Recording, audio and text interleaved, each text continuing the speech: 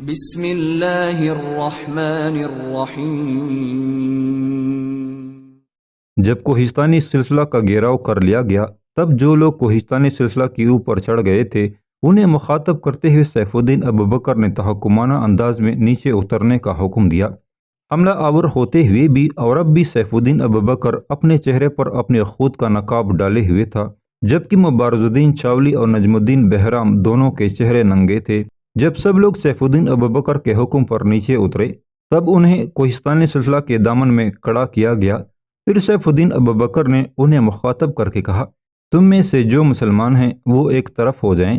اس پر کچھ نوجوان ایک طرف ہٹ کر کھڑے ہو گئے۔ سیف الدین ابوبکر ان کے قریب گیا اور بڑی محبت اور شفقت میں انہیں مخاطب کر کے کہنے لگا، یہاں کام کرنے کی جو مشقت تم نے اٹھائی ہے کیا تمہیں اس کا معاوضہ ملتا ہے؟ سب نے جب انکار کیا تب سیف الدین ابوبکر ان کی طرف دیکھتے ہوئے کہنے لگا، وہ سامنے ان علاقوں کی حفاظت کے لیے بارگن نے جو اپنا لشکر مقرر کیا تھا اس کی طرف جاؤ، وہاں تم لوگوں کو ضرورت کا سارا سامان ملے گا، کھانے پینے کے لیے اشیاء وافر ہوں گی، وہاں جاؤ، ہنگامہ کھڑا نہیں کرنا، آرام سے ترتیب اور سلیقے کے ساتھ جس چیز کی تمہیں ضرورت ہو وہاں سے لے لو اور اپنے گھروں کو چلے جاؤ۔ سیف الدین ابوبکر کے ان الفاظ پر ان نوجوانوں کی خوشی کی کوئی حد نہ تھی، چنانچہ وہ بارگن کے سالار ترنوک کے پڑاؤ کی طرف گئے۔ وہاں سے اپنی اپنی پسند کی چیزیں لے کر وہ اپنے اپنے گھروں کو لوٹ گئے تھے۔ ان کے جانے کے بعد سیف الدین نے باقی لوگوں کا جائزہ لیا۔ ایک ایک کے سامنے سے گزرتے ہوئے وہ نیالوک کے سامنے آن رکا۔ چونکہ اپنے چہرے پر اس نے اپنے خود کا نقاب ڈالا ہوا تھا لہذا نیالوک نے اسے نہیں پہچانا۔ مبارز الدین اور نجم الدین اپنے لشکر کے پاس کھڑے تھے۔ سیف الدین ابوبکر کچھ دیر تک نیالوک کو غور سے دیکھتا رہا۔ اس کے اس طرح دیکھنے پر نیالوک پر کپ کپی طاری ہو گئی تھی، یہاں تک کہ سیف الدین بولا اور کہنے لگا، تم 2 قدم آگے آ جاؤ۔ اس پر نیالوک کپ کپانے کے انداز میں 2 قدم آگے آ گیا۔ باقی سب کو مخاطب کر کے سیف الدین ابوبکر کہنے لگا، تم بھی بارگن کے سالار ترنوک کے پڑاؤ کی طرف جاؤ، تم لوگوں کو بھی وہاں جو کام کی چیز ملتی ہے لے کر اپنے گھروں کو چلے جاؤ۔ اس پر ان نصرانی نوجوانوں نے بھی بے پناہ خوشی کا اظہار کیا تھا، چنانچہ وہ بھی ترنوک کے پڑاؤ کی طرف بھاگ کھڑے ہوئے اور پڑاؤ کی انہوں نے لوٹ مار شروع کر دی تھی۔ اس کے بعد سیف الدین ابوبکر نے جب اپنے چہرے سے اپنے خود کا نقاب ہٹایا تو اسے دیکھتے ہوئے نیالوک کا رنگ پیلا ہو گیا تھا، آنکھوں کے اندر خوف رقص کرنے لگا تھا، ٹانکیں لرزنے لگی تھیں، یہاں تک کہ سیف الدین ابوبکر نے اسے مخاطب کیا، سن نیالوک، اس جگہ کبھی تو زبردست تھا اور میں تیرے سامنے بے بس، زیر دست اور فریادی تھا، دیکھ وقت کا انقلاب، اب میں متصب ہوں اور تو میرے سامنے بے بس و مجبور کی طرح کھڑا میرے فیصلے کا منتظر ہے۔ نیالوک، کبھی تو مسلمانوں کے لیے جسم روح کا آزار، بے وصف کر دینے والے موسموں، شعور ذات میں بور بناتے کرب اور زندگی کے ماہ و سال میں شہرا کے آشوب جیسا تھا، اور آج دیکھ میرے سامنے تیری حالت بہری سوچوں، غموں کی مرجائی شاخ، دکھ کے نگر، ہجر کے اندھے سفر کی سی ہے۔ نیالوک، اگر تو نے میری ذات کے خلاف برے الفاظ استعمال کیے ہوتے، مجھے مارا پیٹا ہوتا، میری اہانت و تذلیل کی ہوتی، قسم خداوند قدوس کی میں تجھے معاف کر دیتا، لیکن تو نے میرے رسول صلی اللہ علیہ وسلم کے خلاف دشنام ترازی کی، تو نے میرے اس رسول صلی اللہ علیہ وسلم کے خلاف اہانت آمیز الفاظ استعمال کیے جنہیں ہم خداوند قدوس کے بعد سب سے محترم اور صاحب عزت خیال کرتے ہیں۔ سن نیالوک، ہمارے رسول صلی اللہ علیہ وسلم ہمارے دلوں کی ہر گدگاہٹ، ہمارے سینے کی ہر سنسناہٹ، ہماری محبت کے حروف کی ہر وفا، ہماری سوچ و تفکر کا ارتکاز ہے، ہمارے لیے وہ ہدایت کی صبح نو کی علامت ہے، اور اس نگار خانہ کن میں وہ ہمارے لیے عظیم اور محترم ہے۔ جو بھی کائنات کے اندر ان کے خلاف بولتا ہے اسے ہم سفاکیت و کمینگی کا پرتو، سفاوت و بدبختی کا بگولا، گناہ و عصیاں کا منبع اور ذلت و پستی کا حقیر قصہ سمجھ کر اس کے خلاف حرکت میں آتے ہیں۔ نیالوک، تو نے میرے خلاف ایسے الفاظ استعمال کیے ہوتے تو معاف کر دیتا، لیکن چونکہ تو میرے رسول صلی اللہ علیہ وسلم کے خلاف بولا تھا لہٰذا دنیا کی کسی عدالت، دنیا کے کسی محتسب، دنیا کے کسی قاضی، دنیا کے کسی فقیہ کے سامنے بھی اس جرم، اس گناہ کی معافی نہیں ہے۔ اس کے ساتھ ہی ایک جھٹکے کے ساتھ سیف الدین ابوبکر نے اپنی تلوار نکالی اور اپنے ہاتھ سے اس نے نیالوک کی گردن کاٹ کر رکھ دی تھی۔ جب ایسا ہو چکا تب سیف الدین ابوبکر نے اپنے ایک لشکری کو بلایا اور اسے مخاطب کر کے کہنے لگا، تھوڑی دیر پہلے نیالوک کے ساتھی شکست اٹھا کر بھاگنے والے اپنے سالار کی خیمہ گاہ کی طرف گئے ہیں، ان میں سے کسی ایک کو پکڑ کر میرے پاس لاؤ۔ اس پر وہ لشکری بھاگا گیا۔ تھوڑی دیر بعد وہ لوٹا۔ وہ ایک شخص کو پکڑ کر لایا جو اپنی پیٹھ پر کافی سامان لادے ہوئے تھا۔ اسے مخاطب کر کے سیف الدین ابوبکر کہنے لگا، ڈرو نہیں، میں دیکھتا ہوں تم کپکپا رہے ہو، میں تمہیں کوئی سزا نہیں دوں گا۔ میرے خیال میں تم اپنے سامنے نیالو کی لاش دے کر اس طرح لڑ رہے ہو، فکر مند نہ ہو۔ میں نے تمہیں تمہارے کسی جرم کی سزا دینے کے لیے نہیں بلایا، تمہیں اس لیے بلایا ہے کہ واپس اپنے مرکزی شہر انطالیہ جانا، وہاں اپنے حکمران بارگن تک میرا یہ پیغام پہنچانا کہ اس کے نمائندے نیالو کو میں نے موت کے گھاٹ اتار دیا ہے۔ ایسا میں نے اس لیے کیا ہے کہ ایک موقع پر اس نے میرے رسول صلی اللہ علیہ وسلم کے خلاف دشنام ترازی اور اہانت آمیز الفاظ استعمال کرنے کی جرأت و جسارت کی تھی، اور اس جرأت و جسارت کی سزا آج اسے مل گئی ہے، تم جا سکتے ہو۔ اس کے جانے کے بعد سیف الدین ابوبکر پھر حرکت میں آیا اور اپنے ساتھیوں کو مخاطب کر کے کہنے لگا، اب اس سمت چلو جہاں بارگن کے سالار ترنوک نے پڑاؤ کیا تھا اور شکست اٹھا کر وہ بھاگ گیا ہے۔ چنانچہ سیف الدین ابوبکر، مبارز الدین چاولی اور نجم الدین بہرام تینوں اپنے لشکر کو لے کر ترنوک کی خیمہ گاہ کے پاس لائے۔ خیمہ گاہ میں تھوڑا سا سامان بچا تھا، باقی کچھ مسلمان اور کچھ نصرانی مشقت کرنے والے لے گئے تھے۔ اس موقع پر اپنے ساتھیوں کو مخاطب کرتے ہوئے سیف الدین ابوبکر کہنے لگا، میرے عزیز بھائیو، ابھی ہم نے اس کام کی ابتدا کی ہے، خداوند قدوس نے چاہا تو آنے والے دور میں تمہیں انگنت مواقع پر اپنے لیے فائدے حاصل کرنے کا موقع ملے گا۔ بہرحال جو کچھ اس خیمہ گاہ میں ہے اس پر قبضہ کر لو، خیمے تہ کر لو، اور جس قدر گھوڑے ادھر ادھر بھاگتے پھر رہے ہیں انہی پر یہ خیمے لاد کر گھوڑوں کی باگیں ایک دوسرے سے باندھ دو تاکہ ہم واپسی کا سفر شروع کر سکیں۔ سیف الدین ابوبکر کے کہنے پر اس کے ساتھی بڑی تیزی سے حرکت میں آئے۔ ترنوک کی خیمہ گاہ کو سمیٹ دیا گیا اور جس قدر جنگ کے دوران مرنے والے اپنے گھوڑے چھوڑ گئے تھے ان گھوڑوں پر قبضہ کر کے ان پر سامان لادنے کے بعد سیف الدین ابوبکر اور اس کے دونوں ساتھی فارغ ہوئے ہی تھے کہ میخائیلو کے جن ساتھیوں کے ساتھ سلطان غیاث الدین نے سیف الدین ابوبکر، مبارز الدین اور نجم الدین بہرام کا تعارف کروایا تھا، ان میں سے ایک وہاں پہنچا، سیف الدین ابوبکر کے پاس آیا اور اسے مخاطب کر کے کہنے لگا، میں محترم میخائیلو کے ساتھیوں میں سے ایک ہوں۔ اس موقع پر ہلکا سا تبسم سیف الدین ابوبکر کے چہرے پر نمودار ہوا، پھر وہ کہنے لگا، تمہیں اپنا تعارف کرانے کی ضرورت نہیں ہے، میں اب میخائیلو کے ساتھیوں کو پہچانتا ہوں، کہو کیا کہنا چاہتے ہو۔ اس پر وہ آنے والا ہرکارا بولا اور کہنے لگا، یہاں سے لگ بھگ 5 سے 7 میل آگے انطالیہ کے حکمران بارگن کا بھتیجا ارمناک ایک بہت بڑا لشکر لے کر ہماری سرزمینوں میں داخل ہوگا اور ہماری بستیوں پر حملہ آور ہو کر ان کی لوٹ مار کرے گا۔ ابھی تک بارگن اور اس کے بھتیجے ارمناک تک ان کے سالار ترنوک کی شکست کی خبر نہیں پہنچی۔ بارگن کا یہ بھتیجا اس حادثے کا انتقام لینا چاہتا ہے جس کے تحت آپ کو اور آپ کے ساتھیوں کو آزاد کرایا گیا تھا۔ وہ ہمارے ہی علاقوں میں ہماری بستیوں کو لوٹے گا اور انہیں آگ لگا کر بسم کرتا چلا جائے گا۔ ایسا کر کے وہ شاید ہم لوگوں کو یہ سبق سکھانا چاہتے ہیں کہ آئندہ سلطان غیاث الدین کے کسی لشکر کو ان کے خلاف حرکت میں نہیں آنا چاہیے۔ آنے والا ہرکارا جب رکا تب انتہائی غصہ کے عالم میں سیف الدین ابوبکر بول اٹھا، بارگن کے اس بھتیجے کی ایسی کی تیسی، میں اسے جنگ کی تباہی میں ایسا الجھاؤں گا کہ خوفناک خواب اس کو دن کے وقت بھی دکھائی دے گے۔ تم ان علاقوں تک ہماری رہنمائی کرو گے جہاں ارمناک ہمارے علاقوں میں داخل ہونے کے بعد تباہی اور ترکتاز کا کھیل کھیلے گا۔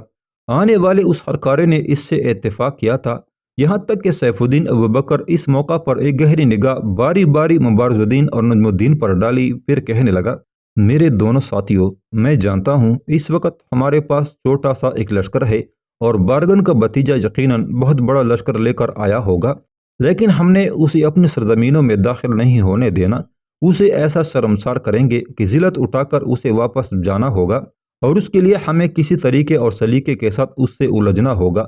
جو کچھ میں چاہتا ہوں میرے دونوں ساتھیوں غور سے سننا، لشکر 2 حصوں میں تقسیم کر دیا جائے گا، ایک حصہ میرے پاس رہے گا، دوسرا حصہ مبارز الدین اور نجم الدین تم دونوں کے پاس ہوگا۔ یہاں سے اکٹھے ہم آگے بڑھیں گے، ہمارا مخبر ہماری رہنمائی کرے گا، دشمن سے 1 میل کے فاصلے پر جا کر ہم 2 حصوں میں تقسیم ہو جائیں گے۔ میں بارگن کی سرزمینوں میں چکر کاٹتا ہوا ارمناک کے لشکر کی دوسری سمت جاؤں گا، جبکہ تم اور نجم الدین دونوں اسی طرف رہو گے جس طرف ہم یہاں سے کوچ کریں گے۔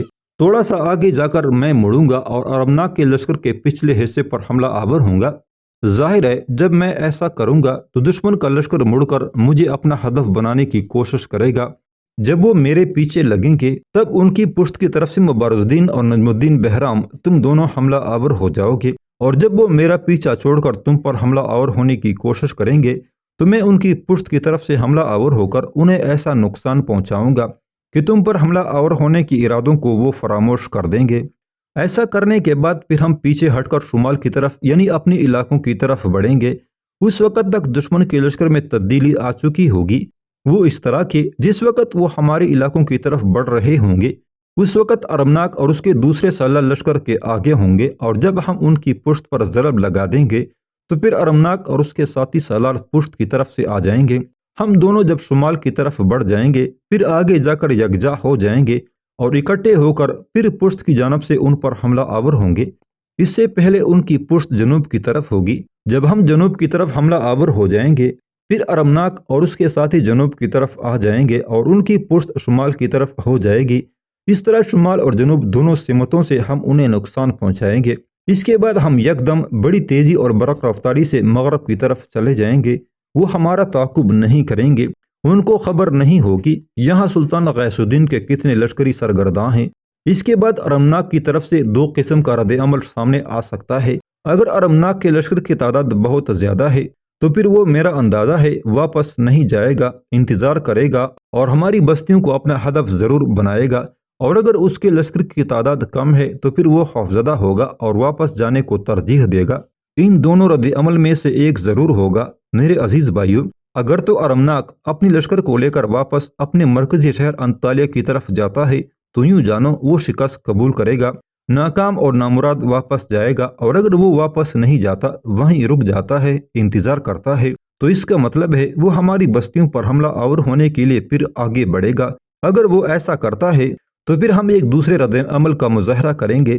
جب ہم دیکھیں گے اور ہمارے ہرکارے ہمیں خبر دیں گے کہ ارمناک سنبھلنے کے بعد ہمارے علاقوں کی طرف بڑھا ہے، تب ہم بارگن کے علاقوں میں ان کی بستیوں پر حملہ آور ہو کر جس طرح ماضی میں یہ لوگ ہمارے علاقوں یا اپنے علاقوں کے اندر مسلمانوں کی بستیوں کو ہدف بناتے رہے ہیں، ایسا ہی ہدف ہم ان کی بستیوں کو بنائیں گے اور وہاں سے اپنے لیے فوائد حاصل کرنے کی کوشش کریں گے۔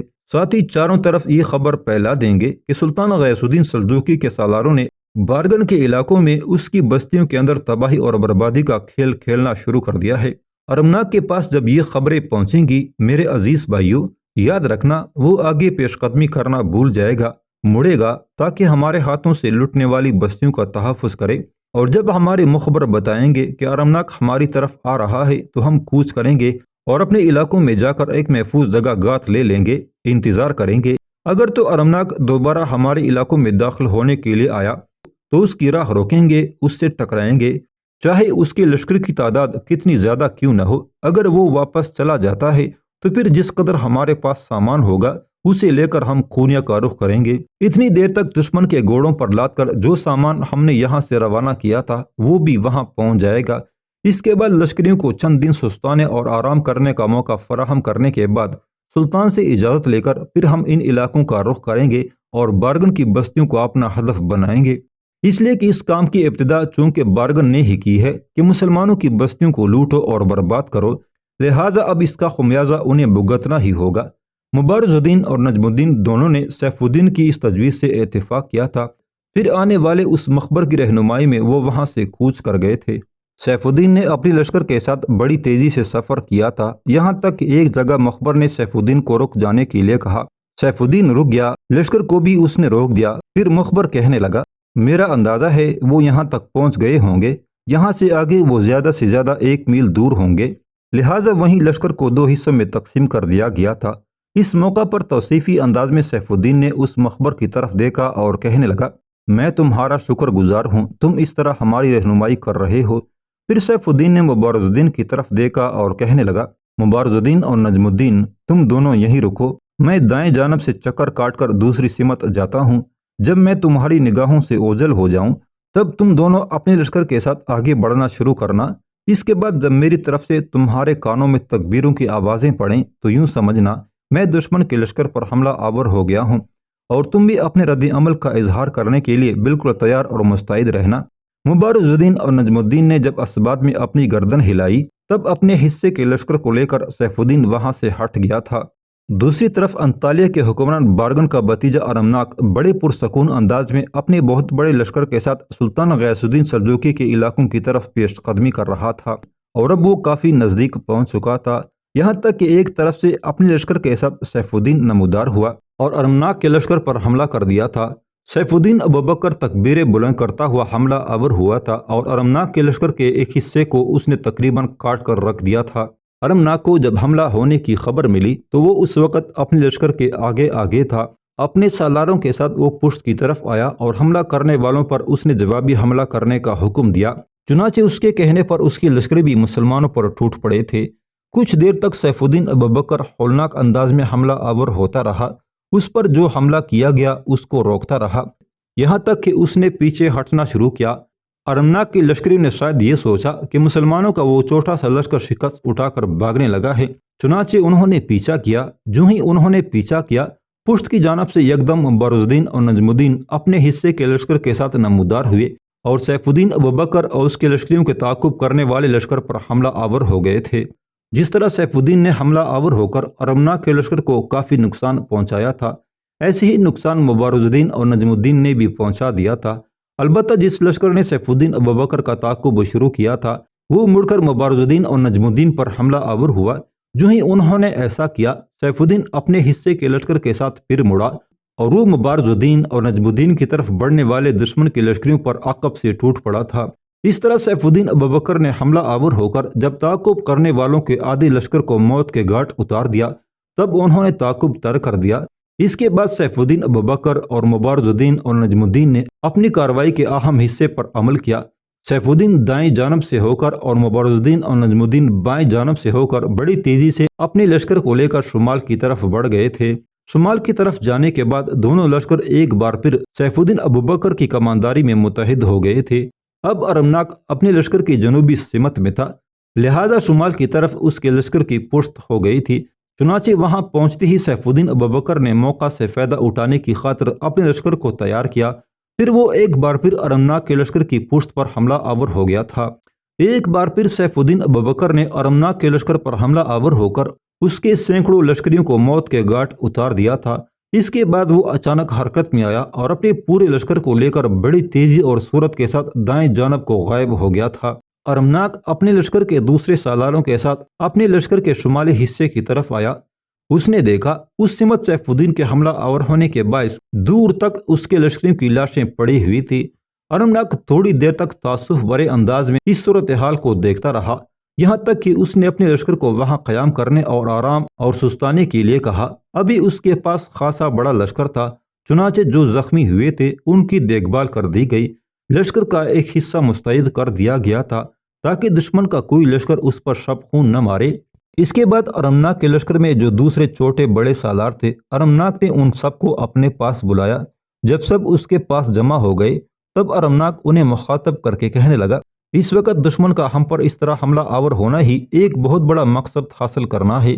اس طرح حملہ آور ہو کر دراصل غیاث الدین سلجوقی کے لشکری ہمیں اپنی سرزمینوں میں داخل ہونے سے روکنا چاہتے ہیں، پر ایسا نہیں ہوگا۔ میں ان کی سرزمینوں میں ہر صورت داخل ہوں گا، ان کے ارادوں کے ہر مد و جزر، ان کے ہر انات کی قوت کو تباہ کر کے رکھ دوں گا۔ ہم سے ٹکرا کر اگر وہ سمجھتے ہیں کہ ہمارے ساتھ اس طرح چوہے بلی کا کھیل کھیل کر ہم پر ایک طرف سے حملہ آور ہو کر پھر بزدلوں کی طرح بھاگ جانے کی وجہ سے وہ ہمارے ارادوں کو پسپا کر دیں گے اور ہماری پیش قدمی کو روک دیں گے، ایسا ہرگز نہیں ہوگا۔ ہم پیش قدمی کریں گے اور دشمن کے علاقوں میں گھس کر وہ تباہی اور بربادی کا کھیل کھیلیں گے جو مسلمان مدتوں یاد رکھیں گے۔ جب سیف الدین ابوبکر کو بھی میخائلوں کے تحت کام کرنے والے ہرکاروں نے خبر دے دی کہ ارمناک نے وہاں قیام کر لیا ہے اور وہ ہر صورت میں ہمارے علاقوں میں داخل ہو کر ہماری بستیوں پر حملہ آور ہونا چاہتا ہے، تو یہ خبر ملتے ہی سیف الدین ابوبکر مبارز الدین اور نجم الدین بہرام کے ساتھ حرکت میں آیا اور بارگن کے علاقوں میں اس نے کئی بستیوں پر حملہ آور ہو کر اپنے لیے فوائد حاصل کرنے شروع کر دیے تھے۔ اس نے کسی شخص کو قتل نہیں کیا، تاہم اپنے لیے خوراک کے ذخائر وہ ضرور حاصل کرتا رہا تھا۔ آخر یہ خبریں ارمناک کو بھی پہنچ گئی۔ یہ صورتحال اس کے لیے بڑی عجیب و غریب اور تکلیف دہ تھی، لہٰذا اس نے فوراً اپنے لشکر کا پڑاؤ وہاں سے اٹھایا اور بڑی تیزی سے اس سمت بڑھا جس سمت سے اسے خبریں آئی تھی کہ مسلمانوں کے کسی لشکر نے ان کے بستیوں پر حملہ آور ہو کر انہیں نقصان پہنچانا شروع کر دیا ہے۔ ارمناک جب ان بستیوں کے قریب پہنچا تو وہاں کچھ بھی نہیں تھا۔ سیف الدین ابوبکر اپنا کھیل کھیل کر واپس جا چکا تھا۔ ارمناک اس سارے علاقے کو کچھ دیر تک بڑے تعصب سے دیکھتا رہا، پھر بول اٹھا، میرے عزیز ساتھیو، میں مسلمانوں کے علاقوں میں داخل ہو کر ترکتاز کرنے کے اپنے ارادے سے باز آتا ہوں، اس لیے کہ اگر میں نے ایسا کیا تو جن لوگوں نے ان بستیوں پر حملہ آور ہو کر ان کا حلیہ بگاڑا ہے وہ پھر حملہ آور ہوں گے اور ہمارے لوگوں کو نقصان پہنچائیں گے۔ ارمناک کے لشکری اور چھوٹے سردار تو پہلے ہی یہی چاہتے تھے۔ انہوں نے ارمناک کی ہاں میں ہاں ملائی اور پھر کچھ دیر وہاں قیام کرنے کے بعد ارمناک اپنے لشکر کے ساتھ اپنے مرکزی شہر انطالیہ کی طرف ہو لیا تھا۔